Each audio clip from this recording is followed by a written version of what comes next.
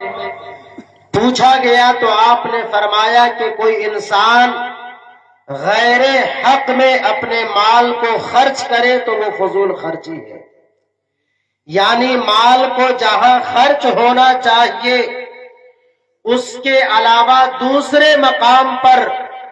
اس کے علاوہ دوسری چیزوں میں اگر کوئی انسان مال خرچ کرتا ہے تو وہ فضول خرچی ہے۔ اور یہ صرف مال خرچ کرنا ہی فضول خرچی نہیں، مثال کے طور پر آپ پانی سے وضو کر رہے ہیں، وضو میں اگر پانی زیادہ آپ بہائے تو وہ بھی فضول خرچی ہے۔ آپ گھر میں ہیں، گھر میں پنکھا چل رہا ہے، آپ نکل گئے، اس پنکھا کو ایسے ہی چالو آپ نے چھوڑ دیا، اس کا ہوا لینے والا کوئی نہیں، وہ بھی فضول خرچی ہے۔ اگر لائٹ جل رہی ہے، اس لائٹ سے فائدہ اٹھانے والا کوئی نہیں، وہ بھی فضول خرچی ہے۔ ایک دو مثالیں نہیں، بہت ساری مثالیں ہیں، میں آپ کے سامنے دے سکتا ہوں لیکن وقت بہت کم ہے۔ آپ یہ سمجھے کہ مال کو جہاں خرچ کرنا چاہیے اس کے علاوہ دوسرے مقام پر، دوسری چیزوں میں اگر کوئی انسان اپنے مال کو خرچ کرتا ہے تو پھر یقیناً وہ فضول خرچی میں شمار ہوتا ہے، وہ اسراف میں شمار ہوتا ہے۔ رب تبارک و تعالی نے فرمایا وَلَا تُسْرِفُوا، کہ اے لوگوں تم اپنے مال کو جو ہے ایسے ہی برباد نہ کرو۔ اللہ تبارک و تعالی نے اگر ہمیں مال عطا فرمایا ہے تو ہم پر ضروری ہے کہ اس مال کی حفاظت کریں، اس مال کی قدر کرے۔ جو نعمت ہمیں دولت کی شکل میں ملی ہے، اگر اس نعمت خدا بندی کو اگر ہم نے یوں ہی رائگاں کر دیا، یوں ہی برباد کر دیا، تو پھر یقین جانے کہ آپ کو رب کریم کی بارگاہ میں اس کا بھی حساب دینا ہوگا۔ رب تبارک و تعالی کی بارگاہ میں تو آپ کو جتنی نعمتیں ملی ہے، ہر نعمت کے بارے میں آپ سے پوچھا جائے گا اور آپ کو جواب دینا ہوگا۔ اس لیے کہ رب تبارک و تعالی ارشاد فرماتا ہے، رب تبارک و تعالی ارشاد فرماتا ہے وَلَتُسْأَلُنَّ يَوْمَئِذٍ عَنِ النَّعِيمِ، کہ رب کائنات نے جو نعمتیں تمہیں عطا کی ہے، ہر نعمت کے بارے میں تجھ سے وہاں سوال ہوگا۔ تو نے دولت کیسے کمائی اس کے بارے میں بھی سوال ہوگا، تو نے دولت کو خرچ کہاں کیا اس کے بارے میں بھی سوال ہوگا۔ اس لیے اگر اللہ رب العزت نے آپ کو دولت عطا فرمایا ہے اور آپ کو معلوم نہیں ہے کہ اس دولت کو کہاں خرچ کرنا ہے، تو علماء سے پوچھ لے، عقل مندوں سے پوچھ لے، اہل علم سے پوچھ لے کہ اللہ تبارک و تعالی نے ہمیں دولت تو عطا کر دی ہے لیکن مجھے پتا نہیں کہ اس دولت کو کہاں خرچ کرنا ہے۔ علماء سے پوچھیں گے تو علماء بتائیں گے کہ دولت کو کہاں خرچ کرنی ہے۔ رب تبارک و تعالی کے فرامین کو بتائیں گے کہ اللہ تبارک و تعالی ارشاد فرماتا ہے یا ایھا الذین آمنوا انفقوا مما رزقناکم، کہ اے لوگوں تم اپنے ایمان والو تم اپنے مال کو راہ خدا میں خرچ کرو۔ اور یہی تک نہیں بلکہ دوسرے مقام پر اللہ تبارک و تعالی ارشاد فرماتا ہے یسألونک ماذا ينفقون، اے حبیب یہ آپ سے پوچھتے ہیں کہ کہاں خرچ کرے، کس پر خرچ کرے۔ ایک صحابی رسول ہے مصطفیٰ کریم کی بارگاہ میں آئے ہیں، رب کریم کی بارگاہ، رب کریم کے پیارے حبیب کی بارگاہ میں آئے اور عرض کیے یا رسول اللہ، اللہ تبارک و تعالی نے مجھے دولت عطا فرمائی ہے لیکن مجھے معلوم نہیں کہ میں اس دولت کو کہاں خرچ کروں۔ اے آقا کائنات، اے اللہ کے حبیب، آپ ارشاد فرمائے کہ میں اس دولت کو کہاں خرچ کروں۔ اس موقع پر اللہ تبارک و تعالی نے اس آیت کریمہ کو نازل فرمایا اور یسألونک ماذا ينفقون قل ما انفقتم من خیر فللوالدین والاقربین والیتامى والمساکین وابن السبیل۔ رب کائنات نے ہمیں مزاج عطا فرما دیا۔ اے مالدارو، اللہ رب العزت نے اگر تمہیں دولت عطا فرمائی ہے اور دولت کو کہاں خرچ کرنا ہے تو علماء سے پوچھو، قرآن کریم سے سے درس حاصل کرو، قرآن کریم سے سبق حاصل کرو کہ مال کو کہاں خرچ کرنا ہے۔ رب فرماتا ہے کہ اگر تم مال خرچ کرنا چاہتے ہو تو اپنے والدین کے لیے خرچ کرو، اپنے قریب ترین رشتہ داروں کے لیے خرچ کرو، یتیموں کے لیے خرچ کرو، مساکین کے لیے خرچ کرو، راہگیر یعنی مسافروں کے لیے خرچ کرو۔ یہ خرچ کرنا یہ صدقات نافلہ ہے، اور جو صدقات واجبہ ہے انما الصدقات للفقراء والمہاجرین الی آخر الآیہ۔ آپ پوری آیت کریمہ آپ پڑھے، وہاں صدقات واجبہ ہے۔ الغرض بتانا میں یہ چاہتا ہوں کہ اللہ تبارک و تعالی نے جو آپ کو مال عطا فرمایا ہے اس مال کو کہاں خرچ کرے اس کا بھی راستہ ہمیں مذہب اسلام نے عطا فرمایا ہے۔ اور مذہب اسلام نے تو ہر موڑ پر ہر موقع پر ہماری رہنمائی کی ہے، لیکن افسوس ہوتا ہے کہ ہم مذہب اسلام سے تعلیم حاصل نہیں کرتے، مذہب اسلام کے متعلق ہم جانکاری نہیں لیتے۔ مذہب اسلام تو وہ مذہب ہے جو اعتدال کا، درمیانی رویہ کا حکم دیتا ہے، اور فضول خرچی کیا کرنے کا مطلب، فضول خرچی سے بچنے کا مطلب یہ بھی نہیں کہ انسان بخالت سے کام لے، انسان کنجوسی سے کام لے۔ فضول خرچی سے بچنے کا مطلب یہ بھی نہیں کہ انسان نیکی کے کاموں میں خرچ نہ کرے۔ حضرت امام مجاہد رحمت اللہ علیہ فرماتے ہیں کہ کنجوسی کو بھی رب تبارک و تعالی نے منع فرمایا ہے، بخالت کو بھی منع فرمایا ہے، حتیٰ کہ حضرت امام مجاہد فرماتے ہیں کہ اگر کوئی بندہ جبل ابو قبیس کے مانند اگر کوئی سونا راہ خدا میں خرچ کرے تو یقیناً وہ خرچ کرنا ہے، وہ اسراف نہیں ہے۔ اور اگر کوئی انسان ایک سا برابر بھی اگر کوئی انسان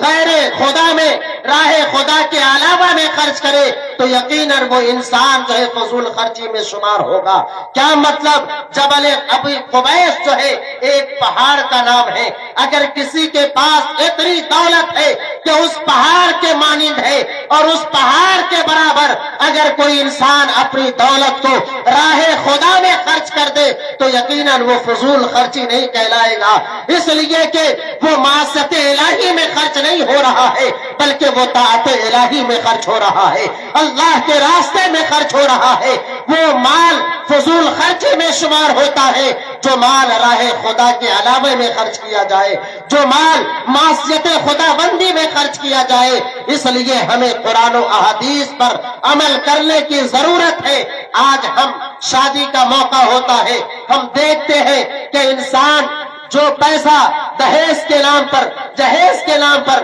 ناجائز طور پر، حرام طور پر لیتا ہے، نہ جانے اس پیسے کو اگلے بندے نے کس طور پر جمع کیا ہے، اور اگر اس نے نہ بھی لیا اپنی ہی محنت سے اس نے کمایا ہے لیکن وہ مال اس کے پاس ہوتا ہے، انسان آتش بازی میں اس کو برباد کر دیتا ہے، انسان پٹاخے چھوڑنے میں برباد کر دیتا ہے۔ کیا کبھی آپ نے سوچا کہ پٹاخے چھوڑنے کا مطلب مذہب اسلام میں کیا تصور ہے؟ کیا شریعت مطہرہ ہمیں اس بات کی اجازت دیتی ہے؟ نہیں، ہمیں اس بات کی اجازت نہیں دیتی ہے۔ آج ہم ہزاروں ہزار پیسے، سینکڑوں روپے ہم جو ہے ناجائز کاموں میں خرچ کر دیتے ہیں، لیکن ہمیں ذرا برابر احساس تک نہیں ہوتا کہ ہم نے گناہ کا کام کیا ہے۔ میرے ملت کے نوجوانوں، وہ آتش بازی، وہ پٹاخے جس کے نقصانات آئے دن آپ پڑھتے ہیں اخباروں میں، جس کے متعلق آپ آئے دن جو ہے مشاہدہ کرتے ہیں، وہی پٹاخے ہیں، وہی آتش بازی ہے جس کی وجہ سے کسی کا گھر جلتا ہے، کسی کا مکان جلتا ہے، کسی کا دکان جلتا ہے، کسی کی جانیں ختم ہوتی ہے، کوئی انسان زخم ہو جاتا ہے، کوئی انسان جو ہے اس میں ڈوب کر کے ہلاک و برباد ہو جاتا ہے۔ گویا کہ ایک آتش، ایک چنگاری ایک انسان کے گھر کو برباد کر دے رہا ہے، ایک انسان کے مکان کو ختم کر دے رہا ہے، لیکن اسی چیز میں، اسی ناجائز کام میں ہم اپنے پیسے کو برباد کر دیتے ہیں۔ ہلدی کا رسم ہوتا ہے، اس موقع پر ہم پٹاخہ چھوڑ کر کے اعلان کرتے ہیں، بارات کی روانگی ہوتی ہے، اس موقع پر ہم پٹاخہ چھوڑتے ہیں، جب واپسی ہوتی ہے اس موقع پر ہم ناجائز کاموں کو انجام دیتے ہیں۔ ہو سکتا ہے کسی کے ذہن میں یہ بات آ جائے کہ مصطفیٰ کریم نے تو ارشاد فرمایا اعلنوا ھذا النکاح، کہ اس نکاح کا اعلان کرو، ہم تو نکاح کا اعلان کر رہے ہیں۔ تو میرے ملت کے نوجوانوں، اعلنوا هذا النکاح کا مطلب یہ نہیں کہ نکاح کا اعلان تم ناجائز طریقے سے کرو، نکاح کا اعلان تم حرام طریقے سے کرو، نکاح کا اعلان تم غلط طریقے سے کرو، نہیں۔ اللہ تبارک و تعالی نے شادی کا موقع یقیناً خوشی کا موقع ہے، خوشی کا موقع ہو یا غم کا موقع ہو، مذہب اسلام نے ہمیں ہر موقع پر رہنمائی کی ہے۔ مذہب اسلام نے شادی کے موقع پر اگر کوئی انسان خوشی منانا چاہے تو اس کے لیے بھی شریعت مطہرہ نے ہمارے لیے حد کو متعین کر دیا ہے، ہمارے لیے حدود کو متعین کر دیا ہے، ہم اسی حد کے اندر رہ کر کے خوشی منا سکتے ہیں۔ غم کا موقع ہو، غم منانے کا بھی جو حد ہے اسی کے دائرے میں رہ کر کے ہم منا سکتے ہیں۔ اب کوئی انسان کہے یہ تو خوشی کا موقع ہے، ہم شراب پی کر کے اس کا اعلان کریں گے، تو اس کی باتوں کو سنا نہیں جا سکتا ہے۔ اعلنوا هذا النکاح کا مطلب یہ ہے کہ تم نکاح کا اعلان کرو، یعنی جو نکاح تم کر رہے ہو یہ گواہوں کی موجودگی میں کرو، مسلمانوں کی موجودگی میں کرو، تاکہ کل ہو کر کے کوئی انسان یہ نہ کہہ سکے کہ یہ انسان، یہ مرد اور یہ عورت یہ اجنبی اور اجنبیہ ہے۔ اس لیے پیغمبر اسلام نے ارشاد فرمایا تم اس نکاح کا اعلان کر دو، اس نکاح کی تشہیر کر دو، تاکہ وہ انسان شک اور شبہ میں نہ پڑے، تاکہ وہ انسان تمہارے تعلق سے بدگمانی کے شکار نہ ہو جائے۔ اعلنوا هذا النکاح کا مطلب یہ ہے کہ تم جو نکاح کر رہے ہو اس نکاح کو مسلمانوں کی موجودگی میں، گواہوں کی موجودگی میں کر دو، یہی نکاح کا اعلان ہو رہا ہے۔ کیا وہ نکاح کا اعلان کافی نہیں ہے؟ اور وہ تو نکاح کا اعلان ہے، اور نکاح کا اعلان جب بارات وہاں موجود ہے، سامعین وہاں موجود ہے، گواہ وہاں موجود ہے، نکاح کا اعلان تو ہو جا رہا ہے، نکاح کی تشہیر تو ہو جا رہی ہے، نکاح کا پیغام، نکاح کی خبر تو دوسروں تک پہنچائی جا رہی ہے، لیکن اس کے باوجود بھی ہم بارات کی خبر دے رہے ہیں پٹاخے کے ذریعے۔ اور یہی ایسا بسا اوقات ایسا ہوتا ہے کہ ہم چھوڑتے ہیں، لیکن اس عمل کی وجہ سے ہم بھی اس عمل کی وجہ سے کبھی ہم بھی برباد ہوتے ہیں، کبھی سامنے والے بھی برباد ہوتے ہیں، اور بسا اوقات اختلاف کی نوبت بھی آ جاتی ہے۔ اس لیے میرے ملت کے نوجوانوں، آج اگر آپ کو اللہ تبارک و تعالی نے جو مال و دولت عطا فرمایا ہے تو اس مال اور دولت کو راہ خدا میں خرچ کرے، اپنی مال کو اس کی ضرورت پر، اس کے مقام پر خرچ کرے، تاکہ آپ کا خرچ کرنا بے جا نہ ہو، آپ کا خرچ کرنا ناحق نہ ہو۔ آپ کو اللہ نے مال عطا کیا ہے، بے سہاروں کے آپ سہارا بن جائے۔ آپ کو اللہ نے مال عطا کیا ہے، آپ مساجد کی تعمیر کروا دے۔ اللہ نے آپ کو مال عطا کیا ہے، مدارس کی آپ تعمیر کروا دے۔ اللہ نے آپ کو مال عطا کیا ہے، بے سہاروں کے سہارا بن جائے، اس کے مددگار بن جائے۔ اللہ نے آپ کو مال عطا کروایا ہے تو جو بچے اہل تعلیم حاصل کر رہے ہیں، دینی تعلیم حاصل کر رہے ہیں، اگر وہ مجبور ہے تو آپ اس کے کفیل بن جائے،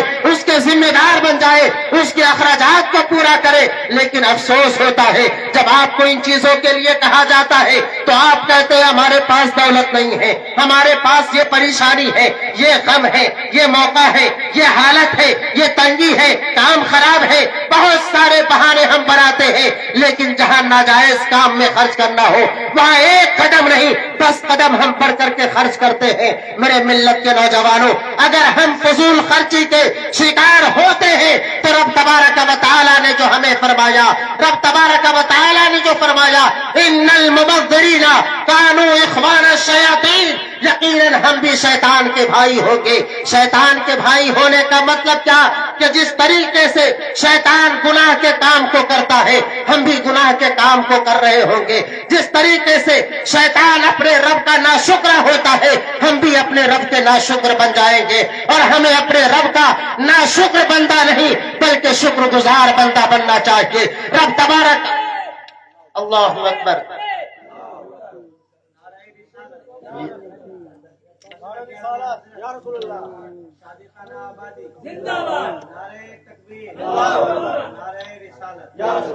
ایک مرتبہ درود پاک پڑھے، اللہم صلی علی سیدنا و شفیعنا و مولانا محمد بارک وسلم، صلو علیہ صلاۃ و سلام علیک یا رسول اللہ صلی اللہ تعالی علیہ وسلم۔ وہاں سے اور زیادہ ہم ترقی کرتے ہیں تو پھر ہلدی کی جو رسم منائی جاتی ہے، آج ہمارے زمانے میں ایک سے ایک طریقہ ہمارے سامنے آتا ہے، لیکن جو آقا کریم کی حدیث پاک ہے من تشبہ بقوم فہو منہم، کہ اگر کوئی قوم دوسرے قوم سے مشابہت کرے تو یقیناً اس کا بھی شمار اسی میں سے ہو سکتا ہے، ہوتا ہے۔ اس لیے غیروں کی مشابہت سے بچنا بھی ضروری ہے، اس راستے پر ہم عمل کریں جو راستہ ہمیں پیغمبر اسلام نے عطا فرمایا ہے، جو دین اسلام کی اصل شناخت ہے، ہم اس طریقے پر عمل پیرا ہو جائے تاکہ ہمارے عمل کو دیکھ کر کے غیر بھی یہ سمجھے کہ یہ کوئی اور نہیں بلکہ مصطفیٰ کے ماننے والے ہیں، مصطفیٰ کے پیروکار ہیں۔ آج ہمارے عمل کو دیکھ کر کے غیر بھی یہ سمجھتے ہیں کہ آج اس کا وہ طریقہ نہ رہا جو طریقہ اس کے پیغمبر نے عطا کیا تھا، جو طریقہ اس کے رہبر نے دیا تھا۔ اس لیے اگر طریقے مصطفیٰ کو اگر ہم چھوڑتے رہیں گے تو یقین جانے کہ اس دنیا میں بھی ہم برباد ہوں گے اور آخرت میں بھی برباد ہوں گے۔ اور جس کی ترجمانی ڈاکٹر اقبال نے کیا تھا، طریقے مصطفیٰ کو چھوڑنا ہے وجہ بربادی، اسی سے قوم ہوئی ہے بے اقتدار اپنی۔ اللہ تبارک و تعالی نے جو آپ کو مال عطا فرمایا ہے تو اس مال کو صحیح طور پر استعمال کرے، اس کے حق پر استعمال کرے، اس کے مقام پر استعمال کرے، اور جو آپ علماء کی ناقدری کرتے ہیں آپ علماء کی ناقدری سے بچے، اس لیے کہ آپ تو جب علماء کی ناقدری کریں گے، علماء کے احسان کو آپ فراموش کریں گے تو یقین جانے کہ ایک ایسا وقت بھی آئے گا کہ آپ کو کوئی نماز کی تعلیم بتانے والا بھی نہ ہوگا، آپ کو کوئی قرآن پڑھانے والا بھی نہ ہوگا۔ اس لیے آپ اس کا احسان مانیں کہ آپ تک اسلام کے پیغامات کو پہنچا رہا ہے۔ رب کریم کی بارگاہ میں دعا ہے کہ مولا تبارک و تعالی ان تمام برائیوں کو اور ان تمام رسوم کو ہمارے سماج سے ختم فرمائے جو شریعت مطہرہ میں جس کی کوئی جگہ نہیں ہے۔ اللہ تبارک و تعالی کی بارگاہ میں دعا ہے کہ مولا تبارک و تعالی ہمیں ان تمام باتوں پر عمل کرنے کی توفیق عطا فرمائے۔ بولنے میں کسی طرح کی لغزشیں ہو گئی ہو تو میں اس سے توبہ اور رجوع کرتا ہوں۔ استغفر اللہ ربی من کل ذنب واتوب الیہ۔ پڑھیے کلمہ طیبہ لا الہ الا اللہ محمد رسول اللہ وما علینا الا البلاغ۔ السلام علیکم۔